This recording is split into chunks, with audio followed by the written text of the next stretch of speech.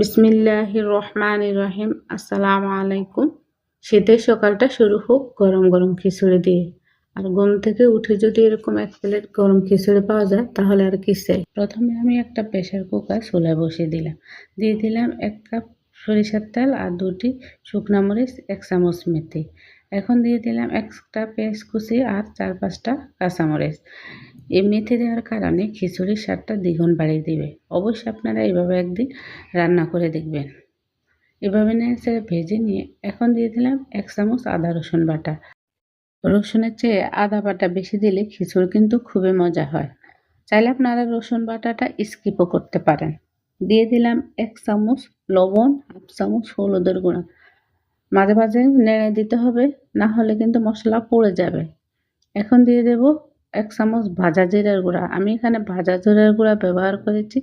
আপনারা চাইলে কাঁচা জিরার গুঁড়াটাও ব্যবহার করতে পারেন। এভাবে নেড়ে মশলাটাকে ভেজে নিতে হবে। এখন দিয়ে দেব চাল আর ডাল যে আমি ধুয়ে রেখেছি।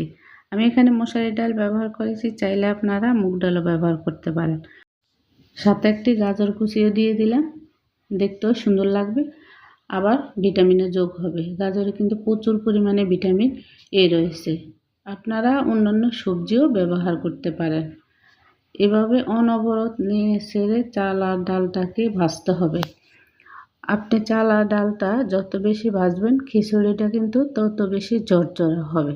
আমি প্রায় 7-8 মিনিট ধরে চাল আর ডালটাকে ভেজে নিতেছি। আপনার হাতে সময় কম থাকলে সেক্ষেত্রে অল্প কিছুক্ষণ ভেজে তারপরে পানি দিয়ে দিবেন। এমনিতেও প্রেসার কুকারে রান্না করলে কিন্তু খুবই তাড়াতাড়ি হয় এবং মজাও হয়, তবে আপনি যদি রান্নার প্রসেসিংটা ফলো করে রান্না করেন। দিয়ে দিলাম ফুটন্ত গরম পানি। আমি আজকে ফুটন্ত গরম পানি ব্যবহার করেছি, সেক্ষেত্রে খিচুড়িটা তাড়াতাড়ি রান্না হবে এবং ঝরঝরে হবে। দিয়ে দিলাম আগে থেকে কষিয়ে রাখা মুরগির গিলা, কলিজা, হাড়গুলি। এখন ঢাকনা দিয়ে আমি 5 মিনিটের জন্য বসিয়ে দিলাম। ফিরে আসলাম 5 মিনিট পর। দেখুন আপনারা কালারটা কতটা সুন্দর হয়েছে।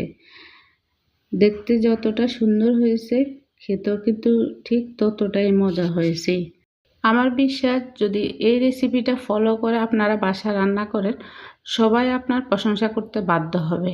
কারণ খিচুড়ির মধ্যে গাজর রয়েছে, এতে প্রচুর পরিমাণ ভিটামিন রয়েছে এবং মুরগির কলিজা, এটা খেলে কিন্তু রক্তশূন্যতা দূর হবে। আর এটা খুবই হেলদি এবং স্বাস্থ্যসম্মত খাবার। পরিশেষে আপনাদের কাছে রিকোয়েস্ট, ভিডিওতে লাইক দিয়ে কমেন্ট করবেন আর পেজটি ফলো দিয়ে রাখবেন। সবাই ভালো থাকবেন। আল্লাহ হাফেজ।